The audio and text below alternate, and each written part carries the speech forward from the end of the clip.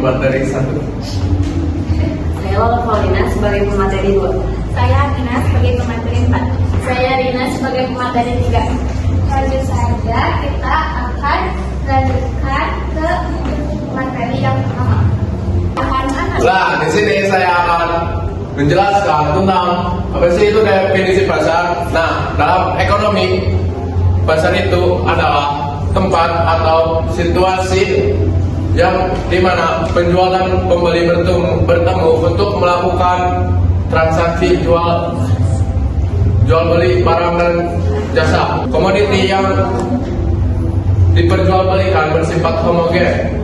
Masing-masing produsen dan konsumen bebas atau mudah keluar dan masuk.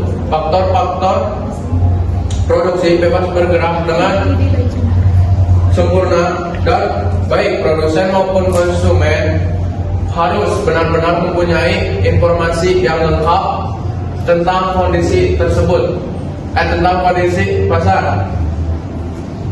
Pasar juga tidak selalu berbentuk fisik, bisa juga berbentuk online yang melakukan transaksi secara digital. Pasar juga berperan penting dalam mengatur ketersediaan barang dan menentukan harga. Misalnya ketika banyak pembeli yang menginginkan suatu barang permintaan, maka harga bisa naik.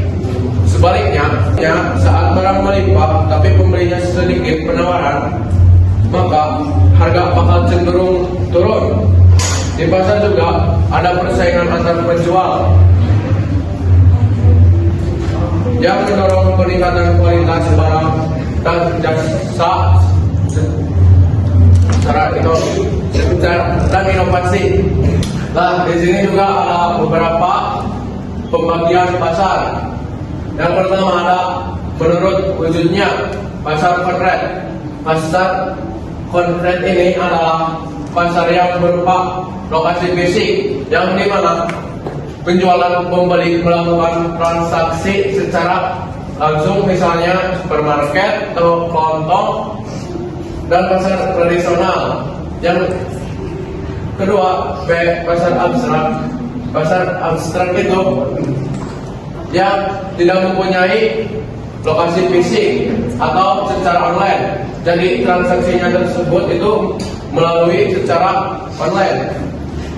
Yang contohnya pasar saham dan online shop. Dan yang kedua ada menurut barang yang diperjualbelikan. Ada pasar barang konsumsi. Barang konsumsi ini adalah barang yang digunakan oleh konsumen untuk kebutuhan sehari-hari seperti makanan, elektronik, dan pakaian. Dan ada pasar barang produksi.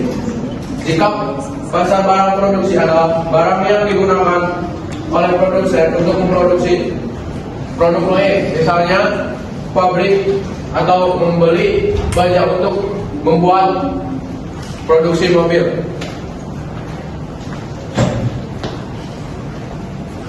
Oke teman-teman, di sini saya akan melanjutkan tentang jenis pembagian pasar yang ketiga, yaitu menurut ruang lingkupnya. Yang pertama ada pasar setempat.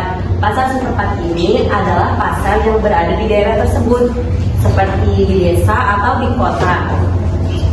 Dan penjual dan pembelinya pun berasal dari daerah tersebut, serta menjual kebutuhan pokok seperti pasar Sleman.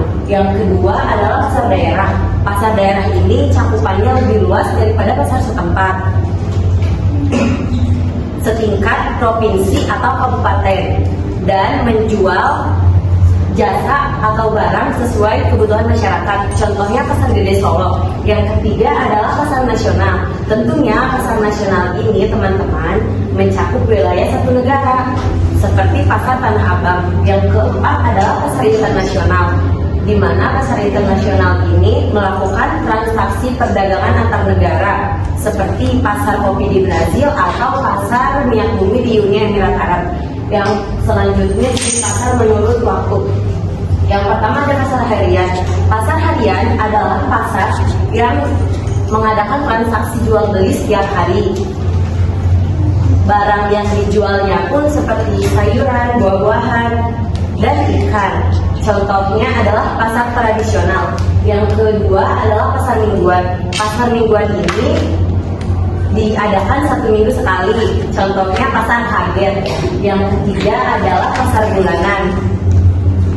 Kaget.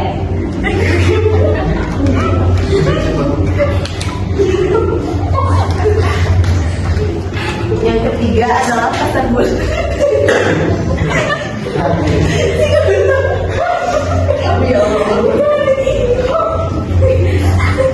Yang ketiga adalah pasar bulanan. Nah, pasar bulanan ini diadakannya 1 bulan sekali. Barang yang dijualnya pun berupa barang musiman. Dan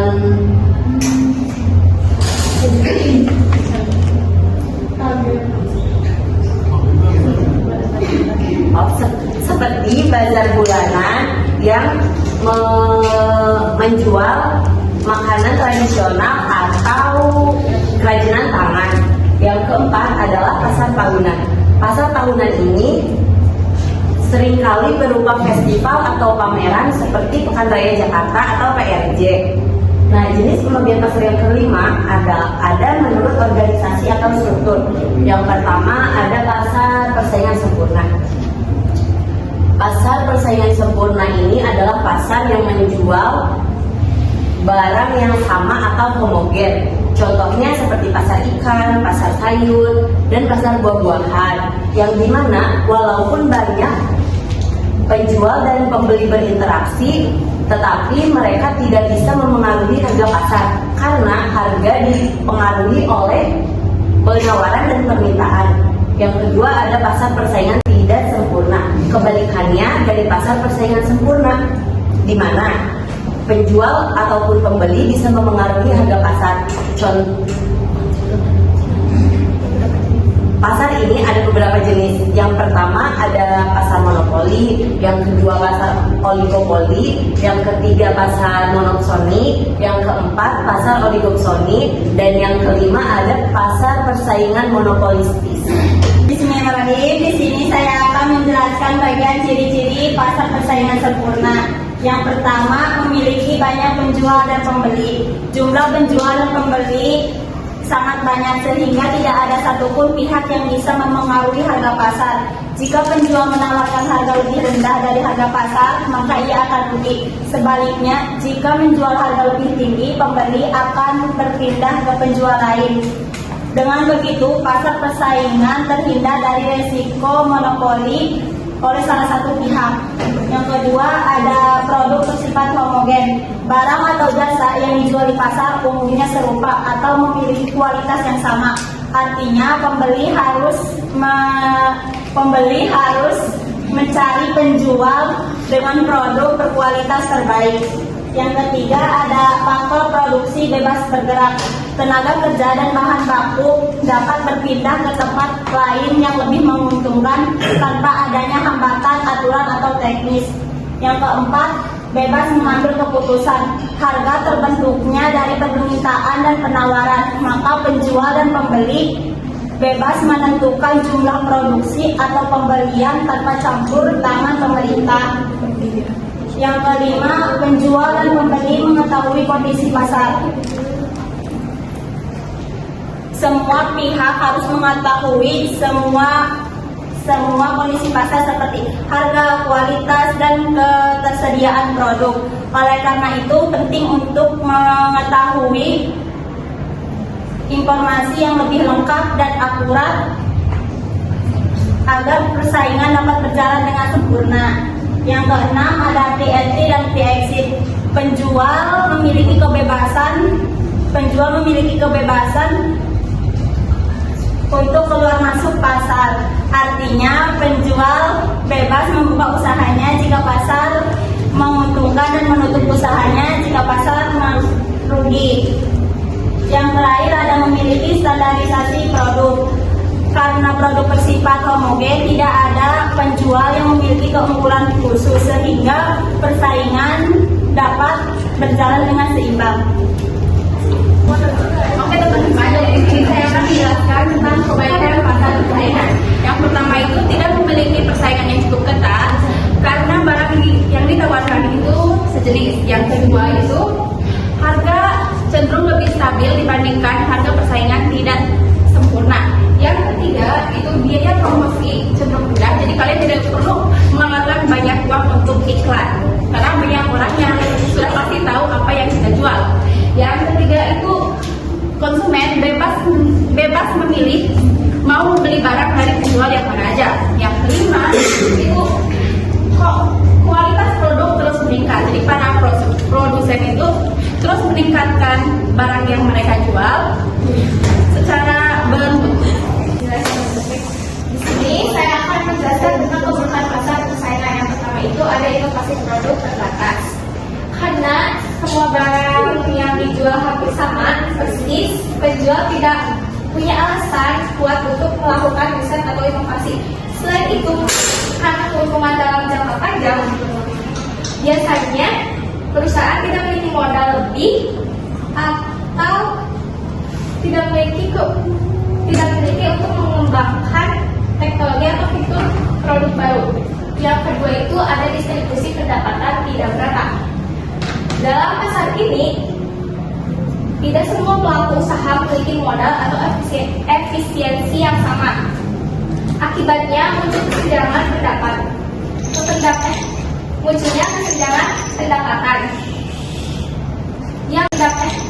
munculnya kesenjangan pendapatan.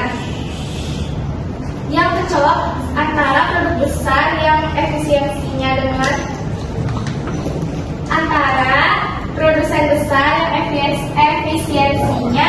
dengan pedagang kecil atau produsen yang memiliki keterbatasan sumber daya. Yang ketiga, persaingan sangat ketat. Mengapa? Meskipun secara teori siapa saja boleh masuk ke dalam pasar,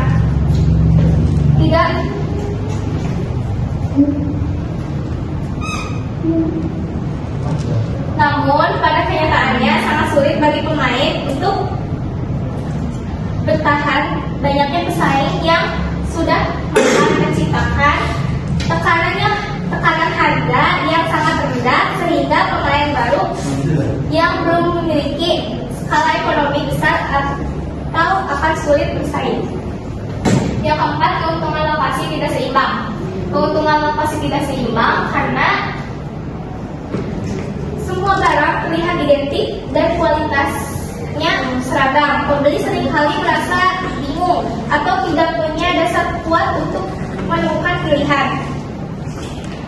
Tidak ada nilai tambah unik yang ditawarkan oleh satu penjual dibandingkan penjual lainnya. Yang terakhir, pilihan konsumen menjadi sulit. Karena semua barang yang terlihat identik dan kualitasnya seragam, pembeli seringkali merasa bingung atau tidak punya dasar kuat untuk melakukan pilihan.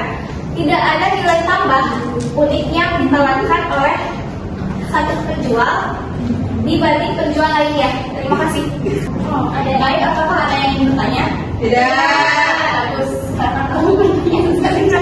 Ini di kelas bukan di jalan, jadi jawaban nanya gak bakal susah. Tapi maaf jika ada salah kata. Sekian, terima kasih. Wassalamualaikum warahmatullahi wabarakatuh.